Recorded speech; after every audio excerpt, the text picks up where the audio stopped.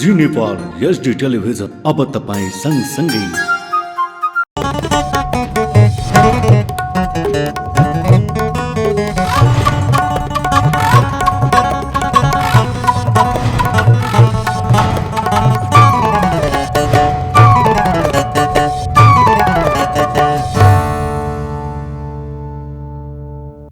नमस्कार, जी नेपाल न्युजमा यहाँलाई स्वागत छ। म खेमा जोशी। सुरु गरौं प्रमुख समाचारका शीर्षकहरूबाट।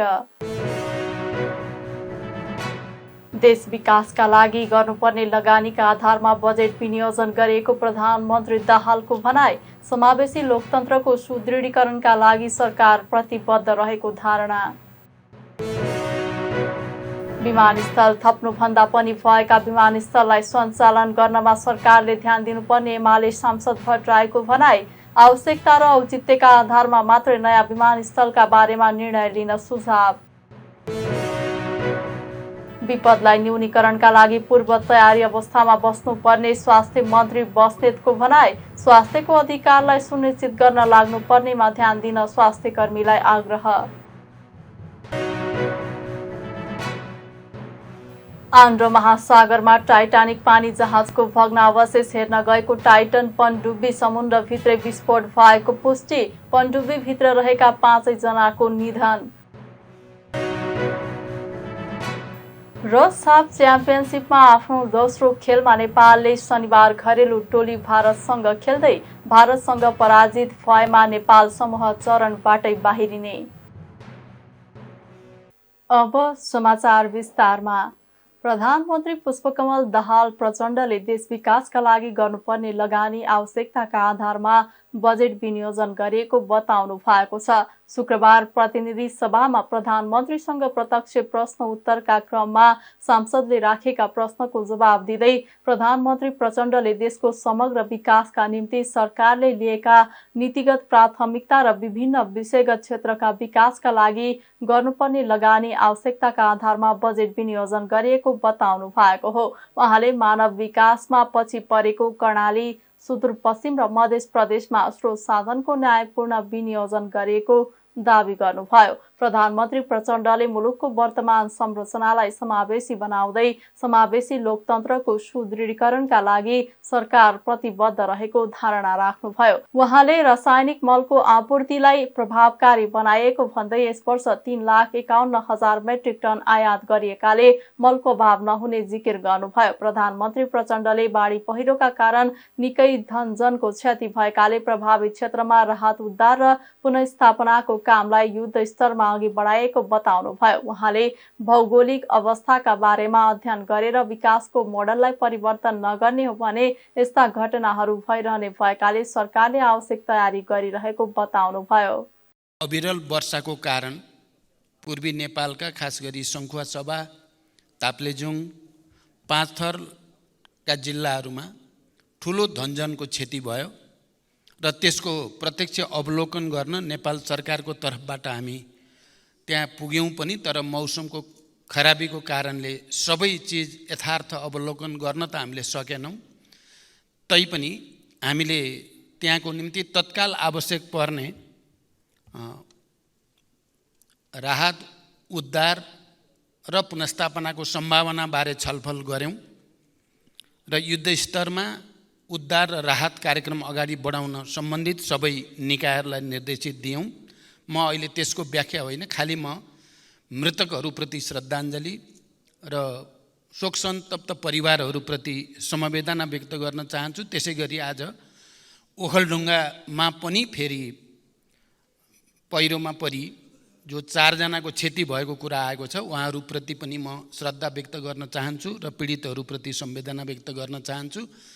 हामी सबै मान्य सदस्यहरूसँग नेपाल सरकारको तर्फबाट हाम्रो विकासको मोडालिटीको बारेमा, हाम्रो भौगोलिक अवस्थितिको बारेमा भौगोलिक अध्ययन गरेर बस्तीको बारेमा हामीले गम्भीर रूपले र रणनीतिक रूपले नसोच्ने हो भने यस्ता घटनाहरूको पुनरावृत्ति भइराख्ने स्थिति छ। यतातिर नेपाल सरकारको पक्कै पनि गम्भीर रूपले ध्यान आकर्षित भएको छ। म सबै मान्य सदस्यहरूले पनि यो विषयलाई हामीले दीर्घकालीन ढङ्गले विचार गर्न जरुरी छ भन्ने आग्रह गर्न चाहन्छु। सम्मान्य सभामुख महोदय, मध्य प्रदेशमा कम बजेट विनियोजन भयो भन्ने कुरा साँचो होइन। सङ्घीयताको मर्म अनुरूप सङ्घबाट प्रदेश र स्थानीय तहमा हुने वित्तीय हस्तान्तरणको 15% भन्दा बढी रकम मध्य प्रदेशमा नै जाने गरेको छ। यसका अतिरिक्त सङ्घबाट सञ्चालन हुने पूर्व पश्चिम राजमार्ग, पथलैया वीरगञ्ज कोरिडोर, चन्द्रपुर गौर राजमार्ग, हुलाकी राजमार्ग, सुनकोशी मरिन डाइभर्सन, बागमती कमला चन्द्र नहर लगायतका सिँचाइ आयोजना, विभिन्न औद्योगिक पूर्वाधार तथा व्यापारिक पूर्वाधार आयोजनाहरू तराई मधेसलाई लक्षित गरी नै अगाडि बढेका छन्। तराई मधेस समृद्धि कार्यक्रम, मधेसलाई काठमाडौँसँग जोड्ने द्रुत मार्ग लगायतका ठुला परियोजनाहरू पनि मध्य प्रदेशमा नै पर्ने र तिनको समयबद्ध कार्यान्वयनका लागि यथेष्ट बजेट विनियोजन गरिएको छ। सम्मान्य सभामुख महोदय, भर्खरै मैले मित्र राष्ट्र भारतको भ्रमण गर्दा नेपालको जलविद्युत विकासका लागि लगानी भित्र्याउन र उत्पादित विद्युत निर्यात गर्ने सम्बन्धमा महत्त्वपूर्ण कार्यहरू भएका छन्। भारत सरकारले आगामी 10 वर्षमा नेपालबाट 10,000 मेगावाट जलविद्युत खरिद गर्ने प्रतिबद्धता भारतीय प्रधानमन्त्री श्री नरेन्द्र मोदीजीले व्यक्त गर्नुभएको कुरा अवगत भएकै छ। भारतसँगको दीर्घकालीन ऊर्जा व्यापार सम्झौतामा प्रारम्भिक हस्ताक्षर भ्रमणकै दौरानमा भइ पनि सकेको छ। सम्झौतामा अन्तिम हस्ताक्षर छिटै हुने विश्वास छ। देशमा हाल वर्षायाममा विद्युत उत्पादन क्षमता करिब 2800 मेगावाट रहेको छ भने अधिकतम खपत करिब 1900 मेगावाट पिक डिमान्ड रहेको अवस्था छ। आन्तरिक खपतभन्दा बढी भएको ऊर्जा खेर जान नदिने गरी छिमेकी भारतमा विद्युत निर्यात भइरहेको छ। यसबाट देशको व्यापार घाटा न्यूनीकरण गर्न समेत महत्त्वपूर्ण योगदान पुगिरहेको छ। देशभित्र नै अधिकतम आन्तरिक विद्युतीय ऊर्जा खपत वृद्धि गर्न सरकारले ऊर्जा खपत सम्बन्धी कार्ययोजना ल्याइसकेको छ र सो अनुसार काम अगाडि बढिरहेको कुरा पनि म यो सम्मानित सदनलाई जानकारी गराउन चाहन्छु। रासायनिक मलको आपूर्ति व्यवस्था विगतका वर्षहरूमा भन्दा सुदृढ भएको जानकारी गराउन चाहन्छु। 2079 श्रावण महिनादेखि हालसम्म 3,51,000 मेट्रिक टन रासायनिक मल आयात भएको छ। त्यो मध्ये 71,000 मेट्रिक टन विभिन्न बिक्री डिपोहरूमा मौजदात रहेको छ। भारतको कलकत्ताबाट 45,000 मेट्रिक टन डिएपी यो महिनाभित्र नेपाल भित्रिने व्यवस्था गरिएको छ। धान रोप्ने सिजनमा विगतको जस्तो मल अभाव हुने अवस्था यसपटक रहेको छैन। राष्ट्रिय दुग्ध विकास बोर्डको कार्यक्षेत्र र मन्त्रालय एवं विभागबाट सम्पादन भइरहेको कार्य समानान्तर प्रकृतिको रहेको देखिएको हुँदा दोहोरोपन समेत देखिएको र यसलाई खारेज गरी यस सम्बन्धी नियामकीय र प्रवर्धनात्मक कार्य मन्त्रालय र विभागबाट सम्पादन हुने व्यवस्था मिलाइनेछ। हाल सार्वजनिक खर्चमा परेको चाप समेतलाई मध्यनजर गरी यो निर्णय लिइएको म जानकारी गराउन चाहन्छु। सार्वजनिक खर्चमा परेको चाप समेतलाई मध्यनजर गरी राष्ट्रिय दुग्ध विकास बोर्ड खारेज गरिएको उहाँले बताउनुभयो। उहाँले भारत भ्रमणका क्रममा दीर्घकालीन प्रारम्भिक ऊर्जा सम्झौता भएको र यो देशको हितका लागि हुने दावी गर्नुभयो। प्रधानमन्त्री पुष्पकमल दाहाल प्रचण्डले वर्तमान सरकारले विकसित प्रविधिको उपयोग सहित डिजिटल नेपालको अवधारणालाई कार्यान्वयनमा ल्याउन जोड दिएको बताउनु भएको छ। शुक्रबार काठमाडौँमा हुँदै एमएनसी डिजिटल नेपाल कन्क्लेभ 2023 को उद्घाटन गर्दै प्रधानमन्त्री प्रचण्डले मुलुकले खोजेको विकास र समृद्धिको लक्ष्य हासिल गर्न सुशासन, सामाजिक न्याय स्थापना गर्दै समाज रूपान्तरणका लागि विकसित प्रविधिको उपयोग सहित डिजिटल नेपालको अवधारणालाई कार्यान्वयनमा ल्याउन जोड दिएको बताउनु भएको हो। उहाँले समाजलाई उन्नत चरणमा रूपान्तरण गर्न अहिलेको युगको मुख्य विशेषता बनेको सूचना तथा सञ्चार प्रविधिको नेपालमा विकास र यसलाई परिवर्तनका पक्षमा उपयोग गर्नु जरुरी रहेको उल्लेख गर्नुभयो। यस सम्बन्धी थप आवश्यक नीति, नियम र कानुन जति सक्दो छिटो पारित गर्दै कार्यान्वयनका पक्षमा विशेष ध्यान केन्द्रित गर्न सम्बन्धित निकायलाई आफूले निर्देशन दिएको उहाँले बताउनुभयो। निकाय पिच्छे घण्टौं लाइन लागेर नागरिकको व्यक्तिगत तथा जैविकीय विवरण प्रविष्ट गर्ने अवस्थाको अन्त्य गर्न पासपोर्ट, राष्ट्रिय परिचय पत्र लगायतका अन्य सेवा प्रवाह बीच अन्तर आबद्धता प्रणालीको विकास गर्ने काम अघि बढेको उहाँले जानकारी दिनुभयो। त्यस्तै प्रधानमन्त्री प्रचण्डले सरकारी डाटा सेन्टर तथा सर्भरहरूमा देखा पर्ने साइबर सुरक्षा तथा अन्य जोखिम अन्त्यका लागि स्थायी समाधानका लागि सरकारले आवश्यक कदम चालिसकेको दावी गर्नुभयो। जनताको पक्षमा र जनताको पहुँचमा पुर्याउन डिजिटल नेपालको लक्ष्य हासिल गर्दै यस मार्फत सुशासन र सार्वजनिक सेवा प्रवाहलाई प्रभावकारी बनाउन यस सम्बन्धी थप आवश्यक नीति, नियम, कानुन यथाशक्य छिटो पारित गर्दै कार्यान्वयनका पक्षमा ध्यान केन्द्रित गर्न सम्बन्धित सबै निकायहरूलाई मैले प्रधानमन्त्रीको हैसियतले निर्देशन दिइसकेको छु। सरकारले नागरिकलाई प्रदान गर्ने सेवा तथा सूचनाको परम्परागत ढाँचालाई परिवर्तन गर्नुपर्ने अनिवार्यतालाई महसुस गरेर सरकारको नेतृत्व लिए लगत्तै हामीले पासपोर्ट, राष्ट्रिय परिचय पत्र लगायत अन्य अत्यावश्यक सेवाहरूलाई झन्झट मुक्त बनाउन पहल कदमी लिएको कुरा सर्वविदितै छ। निकाय पिच्छे घण्टौं लाइन लागेर नागरिकको व्यक्तिगत तथा जैविकीय विवरण प्रविष्ट गर्ने अवस्थाको अन्त्य गर्न पासपोर्ट, राष्ट्रिय परिचय पत्र लगायतका अन्य सेवा प्रवाह बीच अन्तर आबद्धता प्रणालीको विकास गर्ने काम अगाडि बढिसकेको छ। नो अब्जेक्सन लेटरका लागि मध्यरातिदेखि नै लाइन लाग्नुपर्ने अवस्थाको अन्त्य भएर घरबाटै अझ मोबाइलबाटै प्रमाणित लिन सकिने व्यवस्था भएको छ। त्यसैगरी सबै सरकारी वेबसाइटहरूलाई एउटै मानक स्ट्यान्डर्ड वेबसाइट फ्रेमवर्कका आधारमा सञ्चालन गर्ने कार्य सुरु भएको छ भने हेलो सरकार लगायत गुनासो सुनवाई प्रणालीदेखि विकास निर्माणका कार्यहरूको अनुगमन समेत डिजिटल प्रविधिकै प्रयोग गरी सम्पन्न गर्ने कामहरू अगाडि बढेका छन्। सरकारी निकायहरूले सामाजिक सञ्जालको व्यवस्थित रूपमा उपयोग गर्दै नागरिकलाई सूचना तथा सेवा प्रवाहमा सहज पहुँचका लागि सामाजिक सञ्जाल कार्यविधि परिमार्जन गरिएको छ। सरकारी डाटा सेन्टर तथा सर्भरहरूमा देखा पर्ने साइबर सुरक्षा, साइबर सेक्युरिटी तथा अन्य जोखिम अन्त्यका लागि स्थायी समाधानमा सरकारले आवश्यक कदम चालिरहेको छ। सरकारी सेवा प्रवाह तथा कार्य सम्पादन प्रणालीमा प्रयोग भएका सबै डिजिटल संयन्त्रहरूको प्रभावकारिताको प्राविधिक समीक्षा, टेक्निकल अडिट सहित ब्लुप्रिन्ट र सबै डिजिटल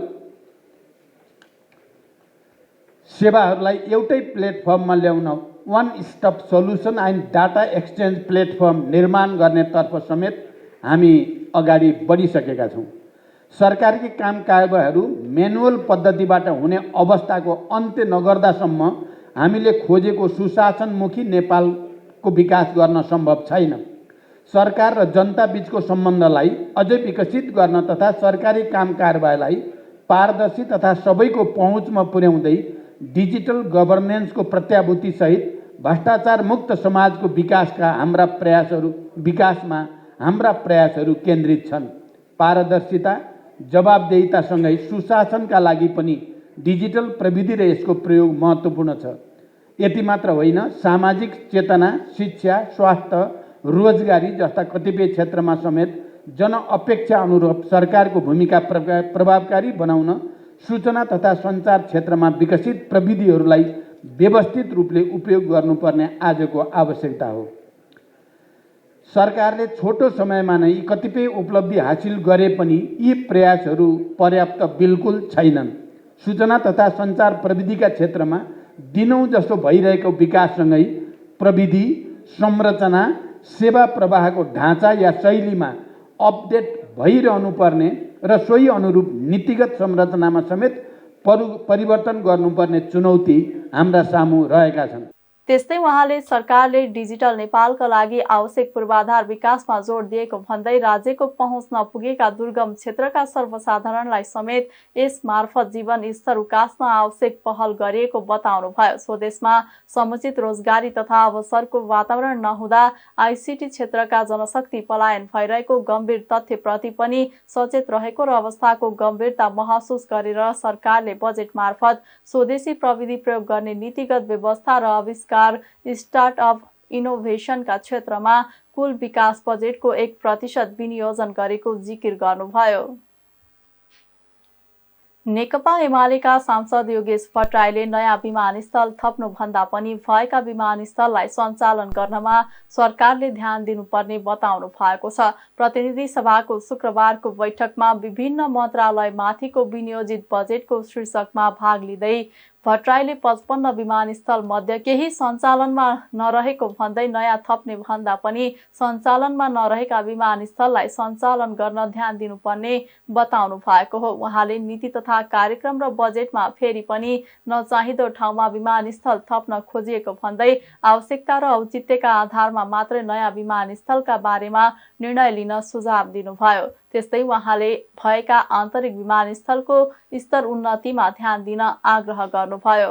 मलाई खुसी लागेको छ कि हाम्रो यो विनियोजन शीर्षकमा प्रधानमन्त्रीज्यू पनि उपस्थित हुनुहुन्छ, तर मैले केही कुरा उहाँको पनि ध्यान आकर्षण गर्नु उपयुक्त होला भन्ने लाग्छ। नेपालमा अहिले 55 वटा विमानस्थल विद्यमान छन्। कतिपय देशका पर्यटन मन्त्रीहरू जो म पर्यटन मन्त्री भएको बेलामा नेपालमा आमन्त्रण गर्दा उहाँहरू छक्क पर्नुभयो। नेपालमा 55 वटा विमानस्थल, थुप्रै विमानस्थलहरू चलिरहेका छैनन्, चल्ने सम्भावना पनि छैन। त्यसकारण अब विमानस्थल नयाँ थप्ने कि नथप्ने यो एउटा ठुलो नीतिगत प्रश्न हो। मैले मेरो कार्यकालमा 3 वटा आधार बनाएको थिएँ।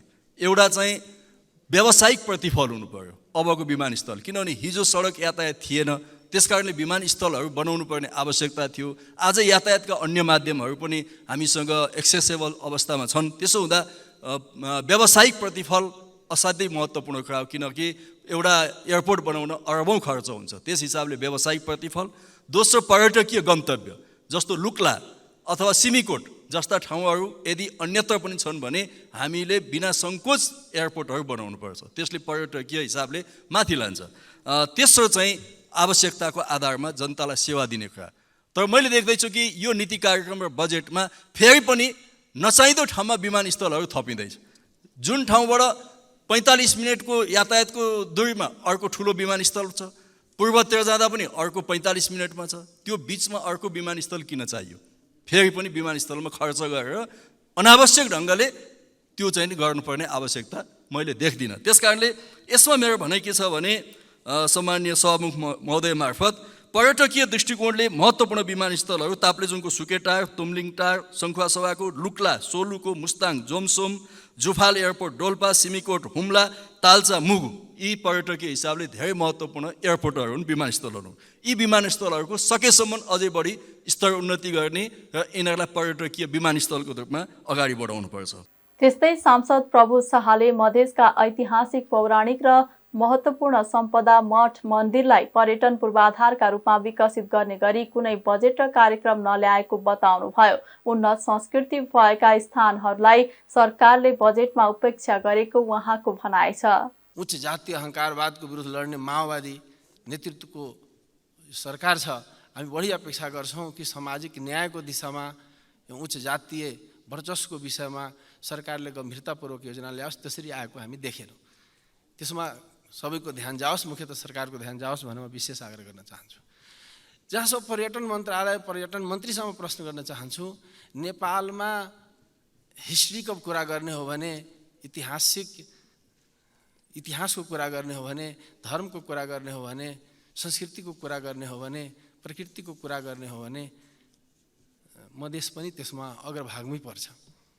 पर्यटन मन्त्रालय र पर्यटन मन्त्रालयका कार्यक्रमहरू के तराई मधेस नेपालमै छैन भने जसरी ठानेर गर्नुहुन्छ? नेपालको सबै भूमि ऐतिहासिक भूमि हुन्, तर त्यसको पनि तुलना गर्ने हो भने मधेस इतिहासका पनि ठुलो भण्डार हो। ठुलो भण्डारले तपाईँ बिर्सेर हामी पर्यटन पूर्वाधारको कुरा गर्छौँ, पर्यटन क्षेत्रको कुरा गर्छौँ। हामी धर्मकै कुरा गर्ने भने 56 कोट देवताको थलो हो, आधारभूमि हो तराई मधेस। हिस्ट्री बोकेको एउटा धार्मिक आस्थाको धरोहर सेन्टर हो तराई मधेस। तर तराई मधेस जसलाई हामी ठुलो पर्यटकीय सेन्टर बनाउन सक्थ्यौँ, विश्वलाई ध्यान केन्द्रित गर्ने गरी त्यहाँ हामी पूर्वाधार निर्माण गर्न सक्थ्यौँ। एउटा कम्युनिटी बेस्ड जस्तो पर्यटन मन्त्रालय भएको छ। हामी संस्कृतिका कुरा गर्छौँ, सबभन्दा उन्नत संस्कृति भएको ती ठाउँहरू आज ओझेल छन्। सप्तरीदेखि तपाईँ पश्चिम पूर्व सबै हेर्न सक्नुहुन्छ। सखडा भगवती जस्तो हिस्ट्रिकल पोइन्ट, सलेस जस्तो सिराहाको पोइन्ट, जानकी मन्दिर जस्ता, जलेश्वर महादेव मन्दिर जस्ता, सत्ती बिहुलाको सग्रामपुरको त्यो ऐतिहासिक धरोहर, मूर्तियाको महादेव मन्दिर, रौतहटको पुरातात्विक पतौरा पुरातात्विक मन्दिर, सिमरौनगढ, गढीमाई जस्ता जस्ता तराई मधेसका हजारौँ पूर्वाधारहरू जो ऐतिहासिक छ। म भन्न चाहन्छु पुरातत्व विभागले के तराईको इतिहासलाई मेटाएर काल्पनिक केही इस्युहरू सजाएर देशलाई समृद्धि र देशलाई एउटा पर्यटक मोडल बनाउन खोजेको हो। त्यस्तै सांसद डाक्टर अमरेश कुमार सिंहले पर्यटन विकासको गुरु योजना र रणनीतिक योजना बिना कार्यक्रम अघि नबढाउन सुझाव दिनुभयो। उहाँले अहिले काठमाडौँ बाहिर 2वटा नयाँ अन्तर्राष्ट्रिय विमानस्थल बने पनि पूर्ण रूपमा सञ्चालनमा नआएको अवस्थामा निजगढ अन्तर्राष्ट्रिय विमानस्थल बनाउन आवश्यक नरहेको जिकिर गर्नुभयो। हामी विभिन्न एयरपोर्टहरू बनाइरहेछौँ। त्यो एयरपोर्ट त्यो के को लागि बनाउने? मात्र एयरपोर्ट बनाएर पिच गरेर नि कि त्यहाँ प्लेन ल्यान्ड गर्ने टुरिस्ट आउने? जस्तै आजको दिनमा पोखरा एयरपोर्ट र भैरवा एयरपोर्टको स्थिति छ। एयरपोर्ट बनेको कारणले त्यहाँ अर्बौं रुपियाँको लगानी भएको छ निजी क्षेत्रको, 5 स्टार होटल बनाउनेदेखि लिएर अरू कि ताकि यहाँ प्लेन ल्यान्ड गर्छ टुरिस्ट, तर त्यो हुन सकिरहेको छैन। अर्को निजगढ एयरपोर्टको बन्नेमा मेरो आपत्ति छ, किनकि निजगढ एयरपोर्ट यता 2टा इन्टरनेसनल एयरपोर्ट काम गर्न सकिरहेको छैन। अर्को निजगढ एयरपोर्ट गर्ने कि त्यहाँको जुन वन आरक्षणदेखि लिएर त्यो फरेस्टदेखि डिफरेस्टेसन गर्ने, त्यसको पूर्वाधार के हो? खालि फास्ट्यागलाई जोड्नलाई एयरपोर्ट चाहिन्छ त्यो आवश्यक छैन।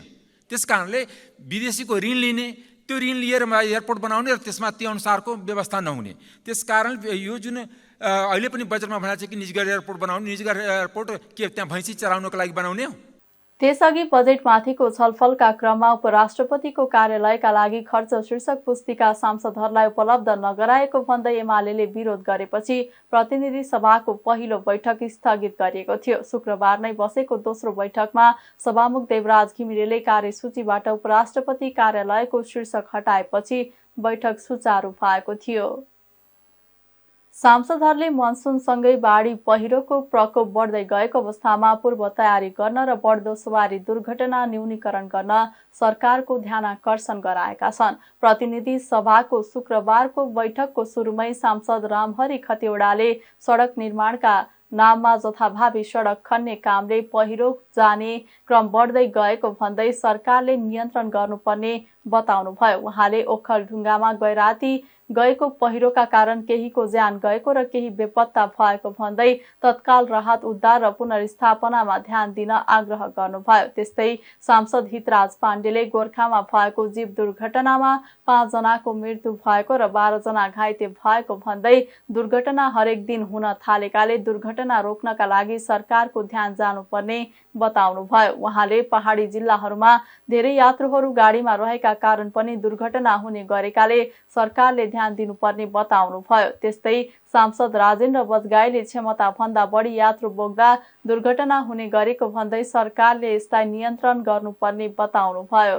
आमखर्क भन्ने डाँडाबाट पहिरो गएर 4 जना एकै घरका रणबहादुर गुरुङ, उहाँकी श्रीमती शिवमाया गुरुङ, छोरा दिनेश गुरुङ र 15 महिनाकी छोरी सानी बच्ची कृतिमा गुरुङको मृत्यु भएको छ। त्यहाँ धेरै ठुलो खेतबारीको नष्ट भएको छ भने धेरै गाई बस्तु त्यहाँबाट हराइरहेका छन्। सयौं बिघा खेत बगाएर लगेको छ।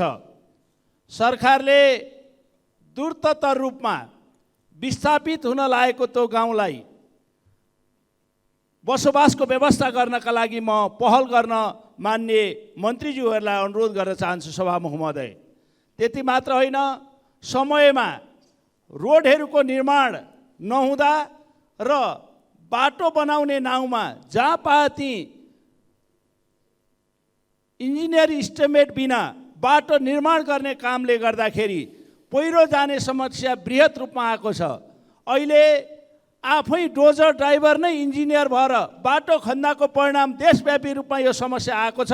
त्यो बारे पनि सरकारले ध्यान जाओस्, सरकारको ध्यान जाओस् भनेर अनुरोध गर्न चाहन्छु। आज गए राति असार 8 गते बिहान करिब 12:30 बजेदेखि 1 बजेको बिचमा गोर्खा जिल्ला शहीद लखन गाउँपालिका वडा नम्बर 3 सिलिङकोट गाउँमा विवाहको जन्ती लिएर फर्कँदा त्यहाँको ताप्ले खोलामा जीप दुर्घटना भएको छ, जसमा 4 जना पुरुष 1 जना महिलासहित 5 जनाको घटनास्थलमै निधन भएको छ। 12 जना सक्त घाइते हुनुभएको छ। 12 जना मध्ये 3 जना गम्भीरलाई नजिकैको आबु खैरिनीमा रहेको अस्पतालबाट रेफर गरेर चितवन पठाइएको छ। अरूको त्यहाँ उपचार भइरहेको छ। यसरी यो दुर्घटनामा निधन हुनुभएका सबैप्रति म हाम्रो दलको तर्फबाट, मेरो आफ्नो तर्फबाट समेत भावपूर्ण श्रद्धाञ्जली व्यक्त गर्दछु र निधन भएका सबै परिवारप्रति समवेदना व्यक्त गर्दछु। सबै घाइतेहरूको शीघ्र स्वास्थ्य लाभको कामना गर्दछु। म नेपाल सरकारलाई यस्ता दुर्घटना हरेक हप्ता, अब अहिले हुँदाहुँदै त हरेक दिन आज दुर्घटनाबाट कहाँबाट खबर आयो भन्ने भइरहेको छ। यस कारणले यो यातायातको क्षेत्रमा भएका यस्ता दुर्घटना रोक्नको लागि नेपाल सरकारको सम्बन्धित मन्त्रालयहरूको ध्यान जाओस्। म सम्मानीय सभामुखज्यू मार्फत ध्यान आकर्षण गराउन चाहन्छु। यसका साथसाथै खास गरेर पहाडी इलाकाहरूमा, पहाडी जिल्लाहरूमा बारम्बार अलि धेरै चाहिँ यात्रुहरू गाडीहरूमा रहनाले पनि यस्ता दुर्घटनाहरू हुन गएका छन्। यसका लागि पनि सरकारको गम्भीर ध्यान आकर्षण होस्। म यही विषयवस्तु राख्न चाहन्छु। तर एउटा बोलेरोमा 17 जना सवार थिए। यसलाई सम्बन्धित मन्त्रालय र प्रशासन मार्फत त्यो मन्त्रालयले तत्काल यसको कोड अफ कन्डक्ट चाहिँ के हो, बोलेरोले प्यासेन्जर बोक्न पाउने हो कि होइन, मलाई लाग्छ होइन। त्यो ढुवानीको लागि सञ्चालन हुन्छ, त्यही पनि मध्यरातमा। यसको बारेमा छानबिन होस्। त्यस्तै सांसद देवेन्द्र पौडेलले विद्यालय कर्मचारीहरूको विषयमा यसअघि भएको सहमति कार्यान्वयन गर्नुपर्ने र उनीहरूको माग सम्बोधन गर्न राज्य गम्भीर हुनुपर्ने बताउनुभयो।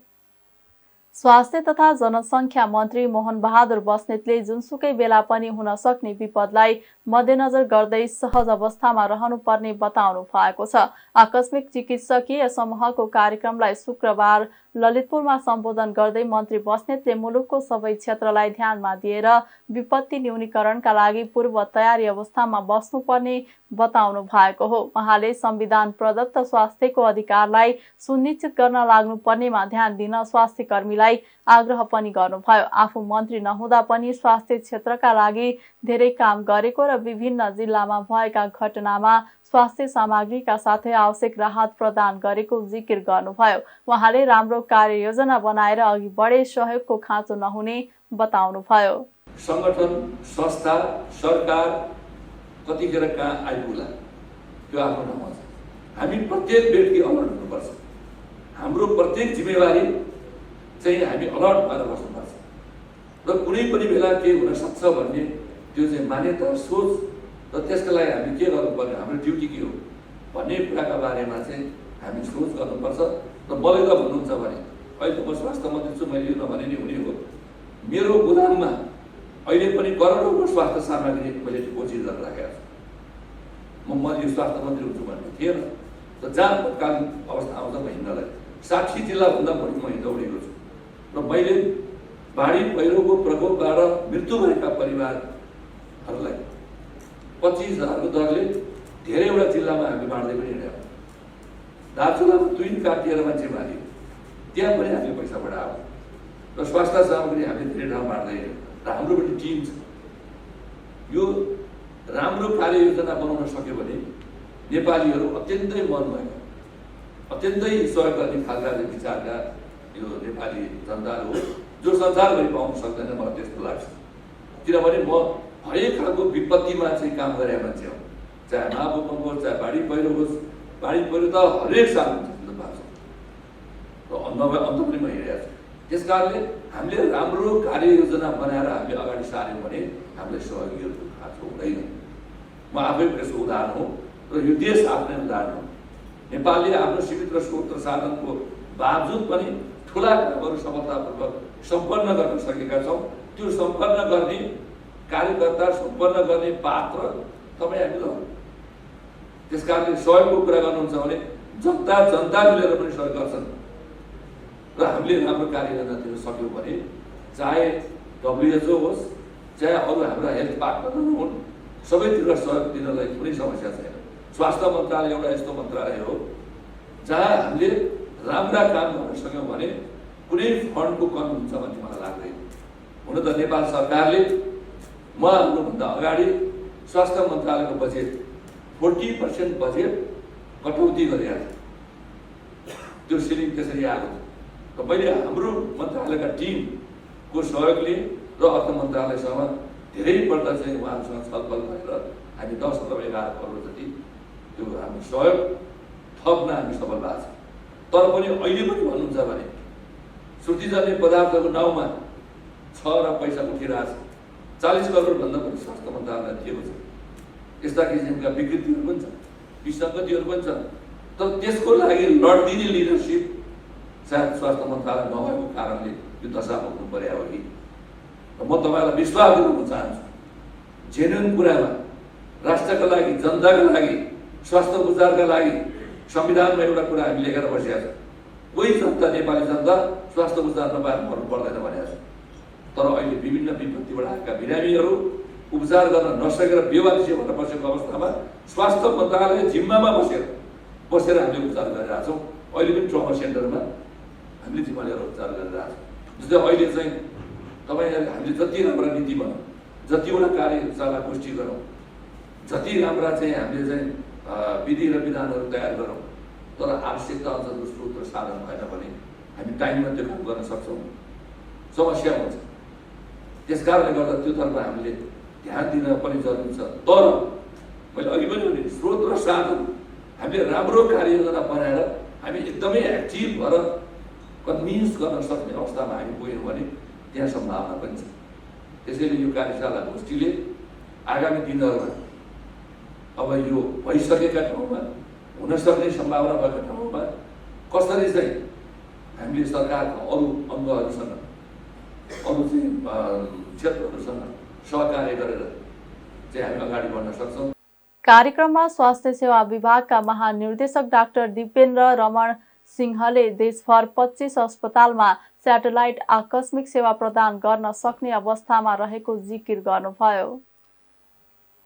त्रिभुवन विश्वविद्यालयका उपप्राध्यापक प्रेम बहादुर चलाउनेले अनसन तोड्नु भएको छ। सर्वोच्च अदालतले सरकारको निर्णय कार्यान्वयन नगराउन बिहिबार अन्तरिम आदेश दिएसँगै चलाउनेले शुक्रबार कीर्तिपुर स्थित विश्वविद्यालय परिसरमा पत्रकार सम्मेलन गर्दै अनसन तोड्नु भएको हो। आफूमाथि आक्रमण गर्ने विरुद्धको मुद्दा फिर्ता लिने निर्णयको विरोध गर्दै असार 3 गतेदेखि त्रिवी उपकुलपति कार्यालय अगाडि अनसनमा बस्नु भएको थियो। अनसन तोड्दै चलाउनेले न्यायको आंशिक जित भएको अनुभूति भएको बताउनुभयो। उहाँले न्याय पाउने प्रक्रियालाई अवरुद्ध गरेमा प्रतिकार गर्न फेरि सडकमा आउने बताउनुभयो। मुलुकको सर्वोच्च न्यायालयले गरेको यस निर्णयले मलाई यो देशमा न्याय मरेको छैन भन्ने अनुभूति भएर न्याय प्राप्तिको लागि आशा जगाएको छ। यो निर्णयका निम्ति देशको सर्वोच्च न्यायालयप्रति म हार्दिक आभार तथा सम्मान व्यक्त गर्दछु। न्याय प्राप्तिको लडाइँमा यहाँसम्म आइपुग्दा सत्य, न्याय, मानवता, सदाचार, नैतिकताको आंशिक जित भएको हामीलाई अनुभूत भएको छ। यद्यपि यसो भनिरहँदा असत्य, अन्याय, अन्धकार हाम्रो समाजमा पूर्ण रूपमा निस्तेज भइसक्यो भने कदापि होइन। न्याय प्राप्तिको यस लडाइँमा निडर भएर आवाज, अक्षर, सर्वेदृश्य र तस्बिरको सहायताले सत्यको पक्षमा उभिने तपाईँ सम्पूर्ण नै यस उपलब्धिको भागीदार हुनुहुन्छ। यसको हिरो चाहिँ तपाईँहरू हुनुहुन्छ। तपाईँहरू धेरैजना हुनुहुन्छ। मुलुकमा विधिको शासनको प्रत्याभूत गराउन उठाइएको यो ऐतिहासिक कदमका लागि यहाँहरू सबैजनाप्रति म कृतज्ञता तथा धन्यवाद व्यक्त गर्न चाहन्छु। फेरि कुनै पनि बहाना वा कानुनको छिद्र खोतलेर न्याय प्राप्तिको यस लडाइँमा मलाई बाधा अडचन सिर्जना गरेमा म फेरि तपाईँहरूको साथको आह्वान गर्दै प्रतिकार गर्न सडकमा आउने नै छु। तपाईँहरूको उपस्थितिको लागि फेरि एकपटक म धन्यवाद भन्न चाहन्छु। न्यायको लडाइँ जारी रहनेछ। धन्यवाद। जेठ 30 गते बसेको मन्त्री परिषद बैठकले ज्यान मार्ने उद्योगमा जिल्ला अदालतमा दर्ता भएको मुद्दा फिर्ता लिने निर्णय गरेको थियो। मुद्दा फिर्ता लिने निर्णय कार्यान्वयन नगर्न आदेशको माग गर्दै उनी सर्वोच्च पुगेका थिए। 2077 असोजमा नेविसङ्घका नेता कार्यकर्ताले आक्रमण गरेको भन्दै चलाउनेले मुद्दा दर्ता गर्नु भएको थियो। नेपाल प्रहरीको लागु औषध नियन्त्रण ब्युरोले अवैध लागु औषध कारोबार गर्ने 5 जना विदेशी सहित 12 जनालाई पक्राउ गरेको छ। ब्युरोले शुक्रबार काठमाडौँमा पत्रकार सम्मेलन गर्दै जेठ 28 देखि असार 7 गतेसम्म गरिएको अपरेसनका क्रममा लागु औषध कारोबार गर्ने 5 जना विदेशी सहित 12 जनालाई पक्राउ गरेको जानकारी दिएको हो। ब्युरोले गत जेठ 28 गते काठमाडौँको सिनामङ्गलमा भारत घर भएका हेमन्त कुमार भगतलाई खैरो हेरोइन 100 ग्राम सहित नियन्त्रणमा लिने क्रममा प्रहरीमाथि आक्रमण गरी पिस्तोल खोज्ने प्रयास गरेकाले जवाफी कारबाही गर्दा बायाँ खुट्टामा गोली लागि उपचार भइरहेको र उनीसँग सोधपुछ गर्दा भारत घर भई धरान बस्ने राम भजन भन्ने सञ्जीव कुमारको समेत संलग्नता देखिएकाले उनलाई पक्राउ गरिएको जनाएको छ।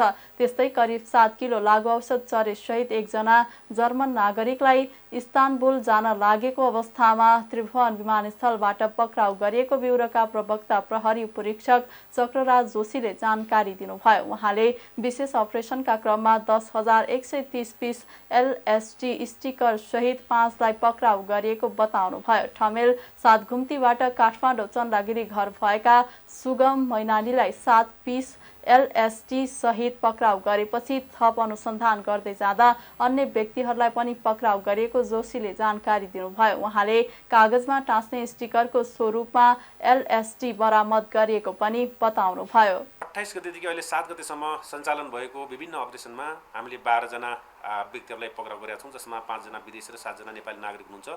2 जना हामीले कारबाही पक्राउ गरेर पोखरामा बुझाइएको छ भने 1 जना हस्पिटलमा हुनुहुन्छ। यसमा टोटल हामीले बरामद गरेको लागु औषधमा एलएसडी स्टिकर 10,131 पिस, लागु औषध मेथाम्फेटामाइन 40.85 ग्राम, कोकिन 3.7 ग्राम, लागु औषध चरेस 6 केजी 860 केजी 6.860 केजी, खैरो हिरोइन 100 ग्राम, गाँजाको धुलो 4.750 केजी र कोडिन 16 बोतल। बरामद नगद रु 1,39,000 भारू, 700 युरो, 530 टर्किस र 50 थाई चाहिँ बरामद भएको छ। र यो अपरेसन हेर्ने हो भने यहाँले यो लिङ्क चार्टमा पनि हेर्न सक्नुहुन्छ। हामीले अपरेसनको सिलसिलामा 5 गते सुगम मैनाली भन्नेलाई यो ठमेलबाट 7 पिस एलएसटी सहित हामीले पक्राउ गरेका थियौँ र पक्राउको त्यसको चाहिँ कनेक्टिभिटीलाई हामीले चाहिँ पछ्याउँदै जाँदा 5 गते हामीले मुखिया गुरुङलाई ठमेलबाटै हामीले पक्राउ गऱ्यौँ र त्यसको लिङ्क कता छ भनेर चाहिँ हेर्दै जाँदा हामी चाहिँ पोखरातिर मोडियौँ र पोखरा गएर हामीले चाहिँ बचन भन्ने राज गौतमलाई पोखरामा समात्यो र उहाँको साथमा उहाँको गर्लफ्रेन्ड चेक रिपब्लिकको एउटा मार्टिना श्रेना भन्ने एउटा 2टा सहित समातेर हामीले उहाँहरूलाई चाहिँ आवश्यक कारबाहीको लागि पोखरामा नै बुझाएका छौँ। र यसको कहाँबाट आयो त यो भन्ने सन्दर्भमा हामी त्यसको लिङ्क अप गर्दै जाँदा मुख्य व्यक्ति डेभिड मन्डियो भन्ने इटालियन नागरिकलाई हामीले ठमेलबाट पक्राउ गरेका छौँ। हामीले जसलाई 6 गते पक्राउ ठमेलबाट पक्राउ गऱ्यौँ र उहाँबाट नै 1098 पिस एलएसडी, 38 ग्राम मेथाम्फेटामाइन, 6 ग्राम चरेस, 1,39,000 भारू, 700 युरो, 530 टर्किस र 50 यो थाई भाट सहित उहाँलाई चाहिँ हामीले नियन्त्रणमा लिएर म्याथप गरेका छौँ। र त्यस्तै यो मेथाम्फेटामाइनको अर्को लिङ्कतिर जाने हो भनेपछि यो मुखिया गुरुङ मार्फत हामी दावा गुरु तामाङ कहाँ पुग्छौँ 7 गते र दावा तामाङलाई हामीले बालाजुबाट समात्छौँ 2 ग्राम 450 मिलिग्राम मेथाम्फेटामाइन सहित र त्यसको फलो गर्दै जाँदा हामी नरबहादुर तामाङलाई पनि 7 गते बालाजुबाटै पक्राउ गर्छौँ। यो जर्मन नागरिकबाट बरामद चरेस हुन त यो पहिला पनि आइसक्यो हो र यसको यो 29 गते पक्राउ परेको त्रिभुवन अन्तर्राष्ट्रिय विमानस्थलमा त्रिभुवन अन्तर्राष्ट्रिय विमानस्थल सुरक्षा कार्यालय र लागु औषध नियन्त्रण ब्युरोको संयुक्त कारबाहीमा पावल रिस्ट 63 इयर्स ओल्ड व्यक्ति चाहिँ पक्राउ पर्नुभएको थियो जर्मन नागरिक। उहाँको साथबाट 6 केजी 860 ग्राम चरेस बरामद भएको थियो। उहाँ चाहिँ टर्किस एयरको उडानद्वारा इस्तानबुल हुँदै जर्मन जाने क्रममा हुनुहुन्थ्यो र उहाँको ब्याकग्राउन्ड हेर्दा उहाँ चाहिँ विगतमा 8औं पटक नेपाल आइसकेको र नेपालमा आएर चाहिँ उहाँ चाहिँ गाँजा चरेस सेवन गर्ने यो पालि लिएरै जान खोज्नु भएको छ। उहाँ चाहिँ त्यस सम्बन्धमा पक्राउ पर्नु भएको छ।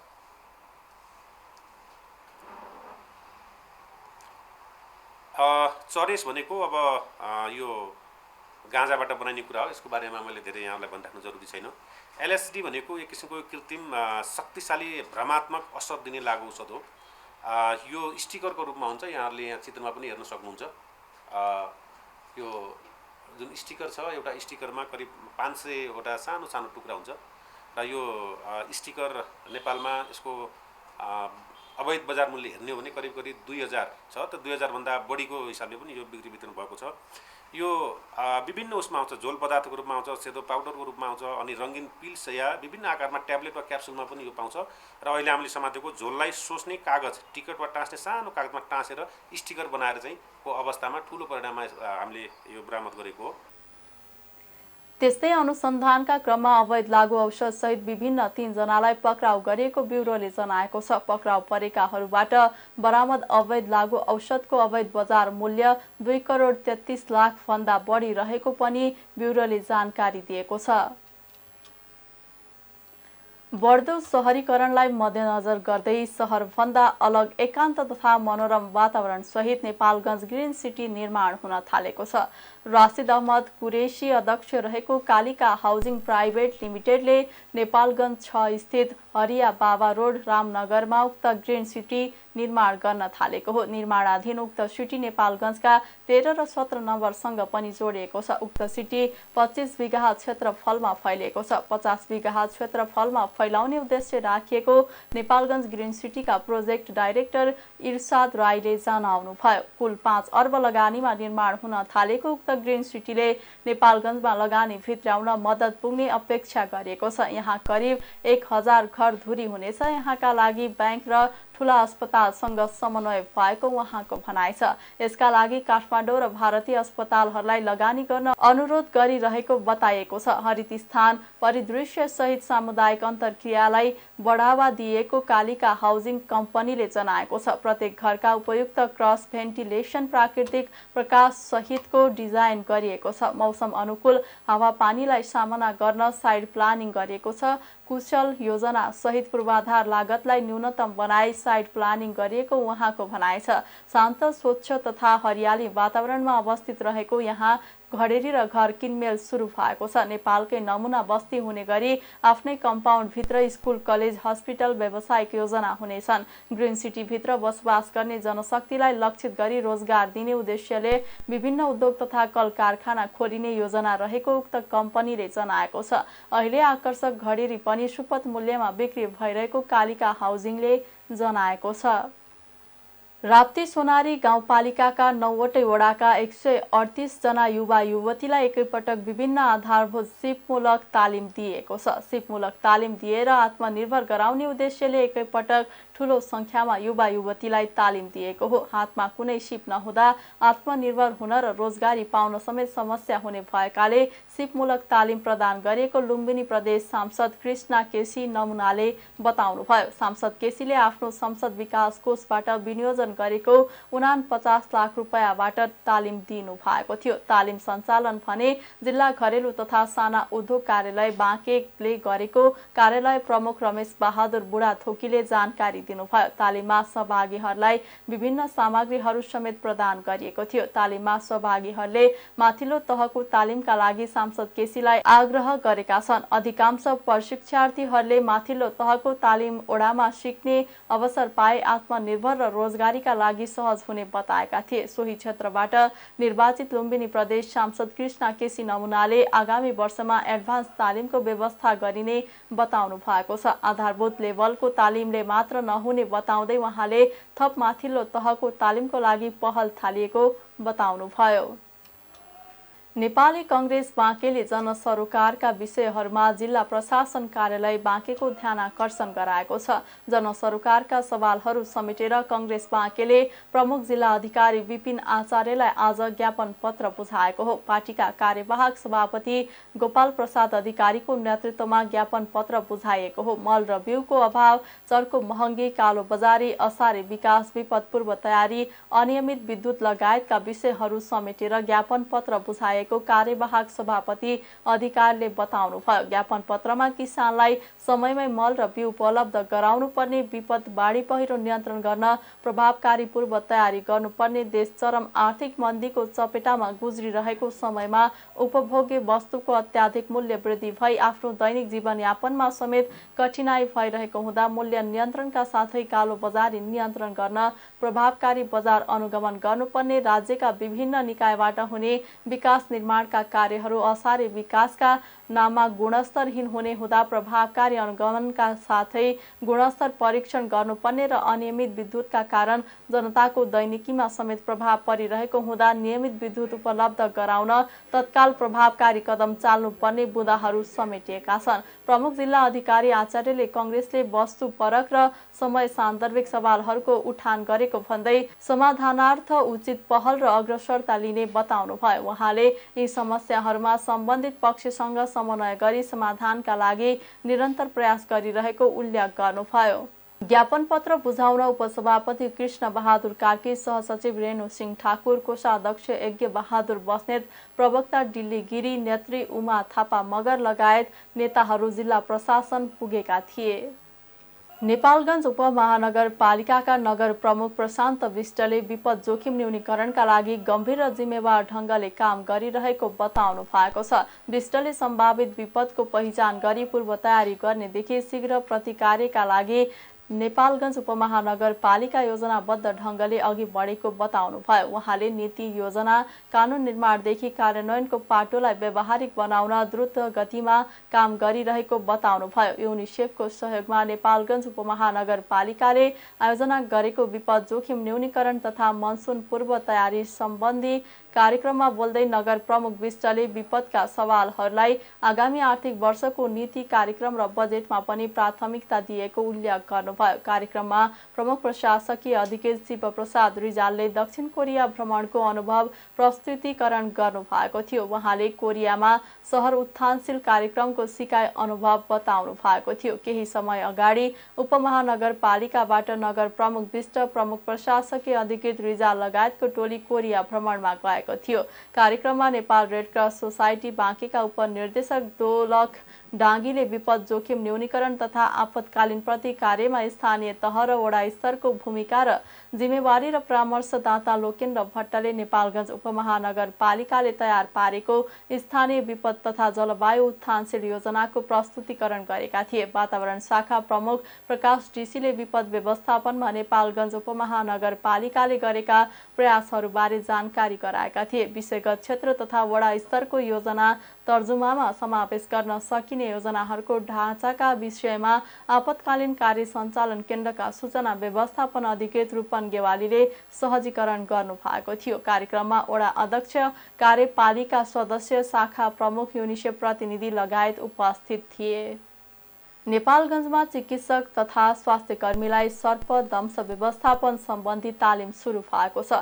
गर्मीयामको सुरुवातसँगै सर्पदंशका बिरामी बढ्ने गर्छन् र उपचारका लागि स्वास्थ्य संस्था तथा अस्पतालहरूमा पुग्ने गर्दछन्। स्वास्थ्य संस्था तथा अस्पतालमा पुगेका सर्पदंशका बिरामीहरूलाई कसरी उपचार व्यवस्थापन गर्ने भन्ने विषयमा चिकित्सक तथा स्वास्थ्य कर्मीहरूलाई सचेत पार्ने उद्देश्यले तालिम आयोजना गरिएको हो। स्वास्थ्य तालिम केन्द्र लुम्बिनी प्रदेशको आयोजनामा भेरी अस्पतालमा आयोजित 3 दिने तालिमको सहजीकरण गर्दै भेरी अस्पतालका कन्सल्टेन्ट एनेस्थेसियोलोजिस्ट डाक्टर कृष्ण आचार्यले सर्पदंशका अधिकांश बिरामीको स्वास्थ्य कर्मी तथा चिकित्सकहरूले व्यवस्थापन गर्न नसक्दा दुर्घटना हुने गरेको भन्दै त्यस खालका दुर्घटना नहोस् भन्ने उद्देश्यले सर्पदंश व्यवस्थापन सम्बन्धी तालिम दिएको बताउनुभयो। जंगल क्षेत्रसँग जोडिएका बाँके, बर्दिया, दाङ, कैलाली, कञ्चनपुर लगायत तराईका 22 जिल्ला र सुर्खेत, डरेलधुरा, पाल्पा र सिन्धुली लगायतका पहाडी जिल्ला सर्पको जोखिममा पर्छन्। लुम्बिनी प्रदेशमा सबैभन्दा बढी भेरी अस्पताल, लुम्बिनी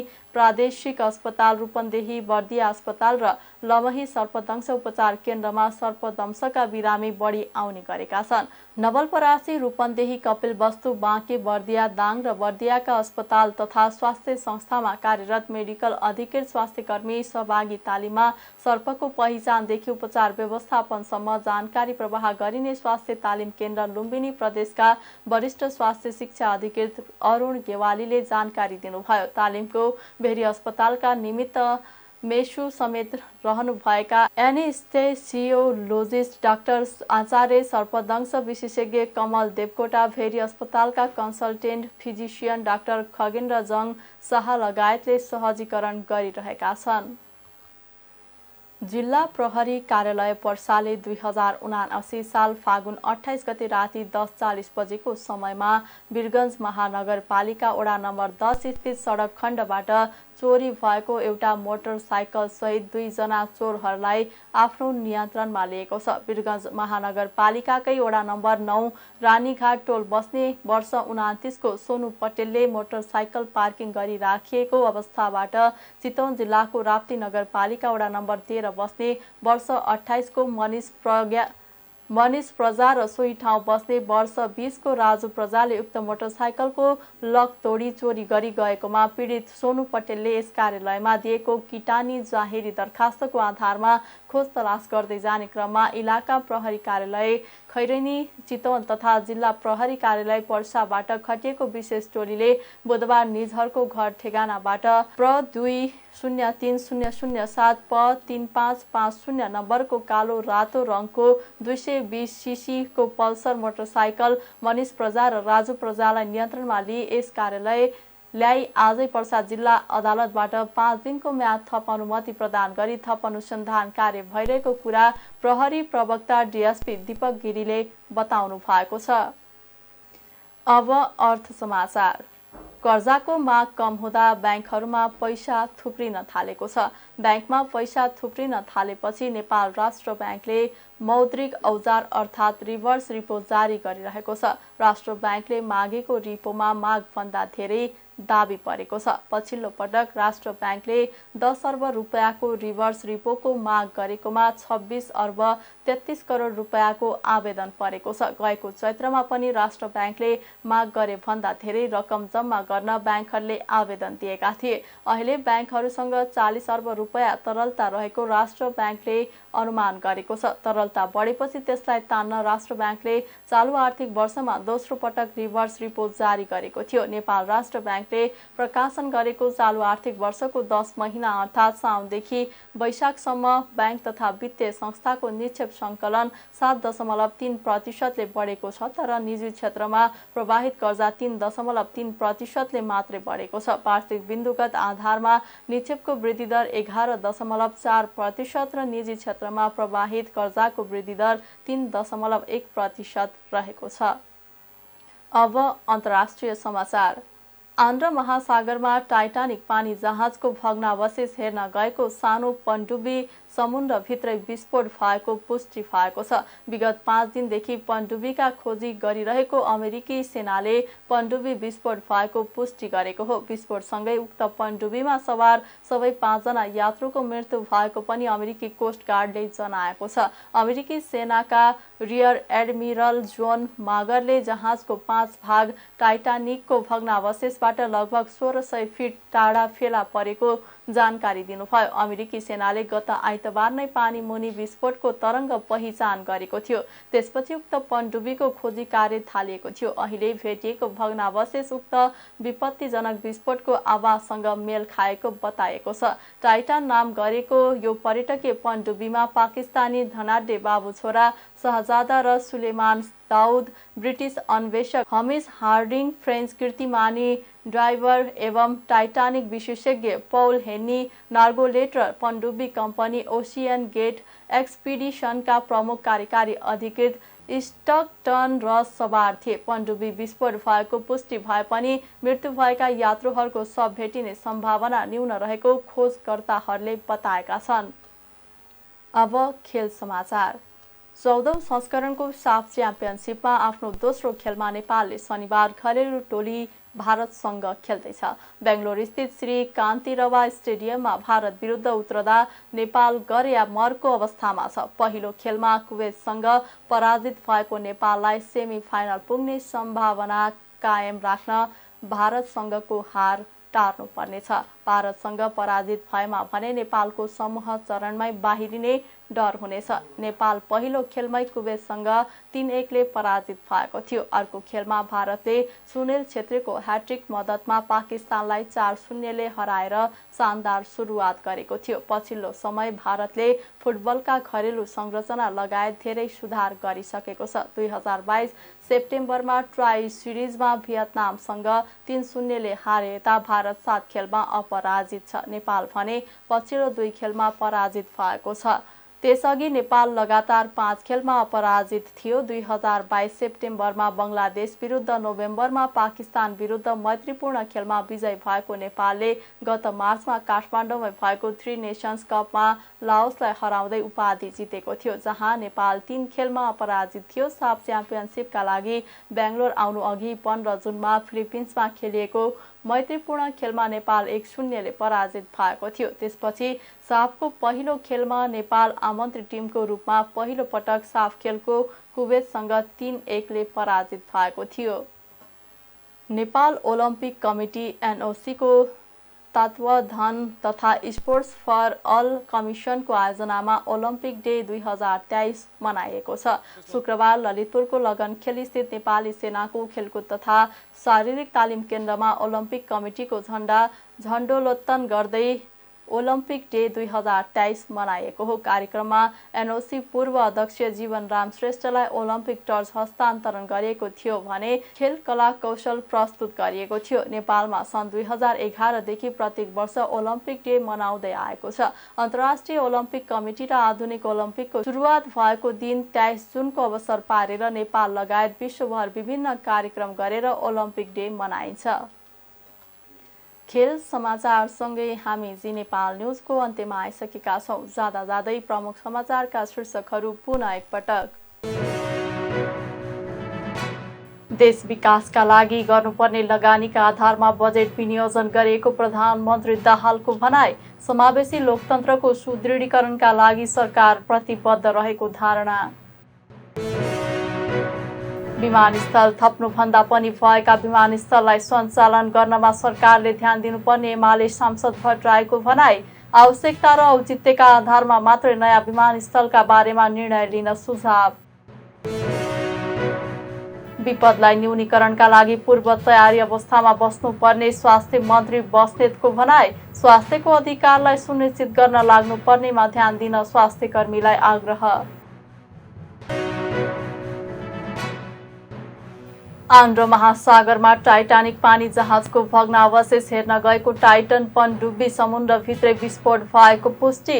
पनडुब्बीभित्र रहेका 5 जनाको निधन।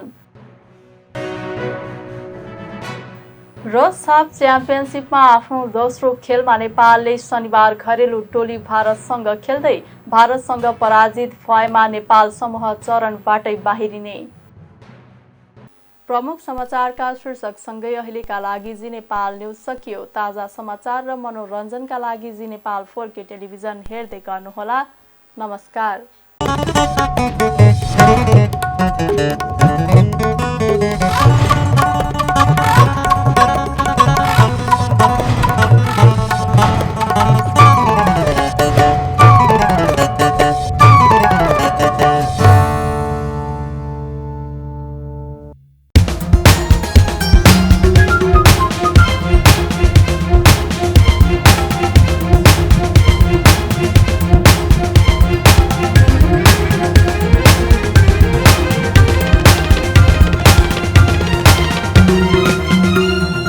जी नेपाल HD टेलिभिजन अब तपाईँ सँगसँगै